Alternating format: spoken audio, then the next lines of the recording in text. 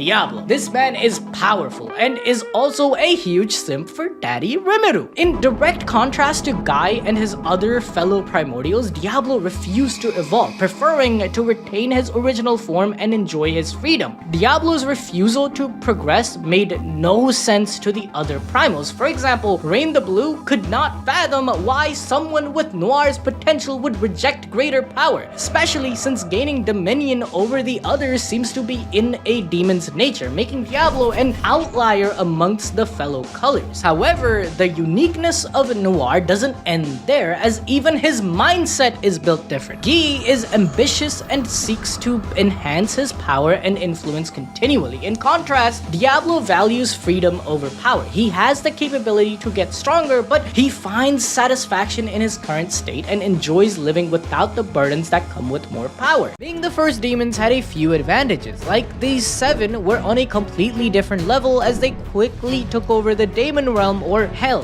where all demons come into existence, starting out as a member of one of these colored houses. This realm in Tensura exists in parallel to the other world where angels, insectors, and the evil dragon Ivaraj reside. However, it is only through the Hell Gates that these phantoms can come and attack Veldanava's favorite world of them all, the Cardinal World, where our boy Rimuru is having his fun at. So from the very beginning, there is a bit of a rivalry or conflict between the phantoms and the demons. For example, Diablo for eons was a thorn at the first angel Feldway's side by constantly blocking him from using the portals from Hell. However, Hell isn't really a fun place if you aren't strong, as it's a full-on battle royale over there. A demon's purpose is to enter constant battles to prove themselves, and a demon only dies when their core is destroyed. But if you're a primordial demon, then you just revive after a bit of time. But if you never lose, you basically become a god in terms of strength, and these primordials are literally that. Remember that archdemon Orthos Shizu encountered at the end of season 1, who took over an entire small nation and was stronger than like 99% of adventurers? Well, he was a fodder level 100-year-old Baron archdemon. To give perspective, if you reach the age of over just 400 to 1000 years and become a count, you're considered a calamity level disaster for the Cardinal World. So now, let's take a look at how old the primals are. Oh yeah, they've been here since the dawn of time. They're fucking billions of years old. But with them still being demons, they had to fight each other to prove their worth. However, this infighting quickly stopped after Blue and Green got packed by Red, leading to their reincarnation. After which, it turned out that whenever a primal demon loses to another, they become a servant to the victor. This left the other primordials speechless. They didn't know what to do, so a stalemate was formed. But our boy Noir, he didn't give a fuck, and he challenged Guy himself to a battle, resulting in a draw that earned Diablo Guy's respect. After this, the primordials all went their separate ways. Guy and his servants were summoned to the Cardinal World, leaving a power vacuum, while Noir couldn't give two shits and just kind of went off on his own.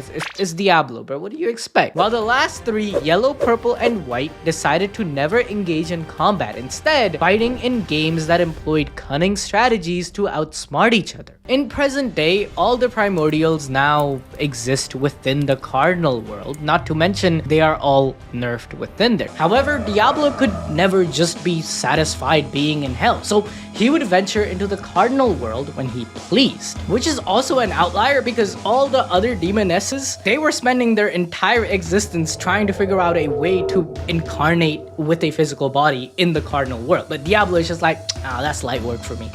One of these instances was when he encountered Shizu, more specifically her mask, which he was fixated towards due to its paradoxical nature, so he followed it. Just like you guys should be following diligently, because in 2 weeks, mark that on your calendars, the Time Loop Chloe video is coming. Eventually, the mask led Noir to Rimuru, becoming his subordinate and being named Diablo. We have a whole 30-minute video on Diablo's origin and backstory, so if you want more context, I highly recommend checking that out. But what about his powers? After falling in love with our slime god, Diablo finally vowed to become stronger, and so his Tempter unique skill evolved to the ultimate Azazel, Lord of Temptation. It is one of the demonic series skills where its function is control and domination. It grants its user the ability to manipulate and command others with an absolute authority that is difficult to resist. This aspect of the skill is particularly useful in battles and political maneuvers, as it allows the wielder to turn enemies into allies or subjugate opponents without physical confrontation. The control exerted by Azazel is not merely psychological like the unique skill Tempter, but extends to a profound spiritual level. Then there is the aspect of Azazel to upgrade lower level skills, which is insanely busted in the hands of a magic scientist like Diablo, with this man upgrading almost all of his skills due to his years of experience. Other than Rimuru, Diablo might be the character with most skills and abilities in Tensura. Some of the strongest ones include all of creation, Demon Lord's Haki, universal perception, multidimensional barrier, law manipulation, and then there is also Temptation World and reality exchange, which creates a tempting dimension to entrap the victim. And on top of all of that, after Diablo's evolution and faith in Rimuru, he was granted the ability to use holy magic and spirit magic like necromancy, similar to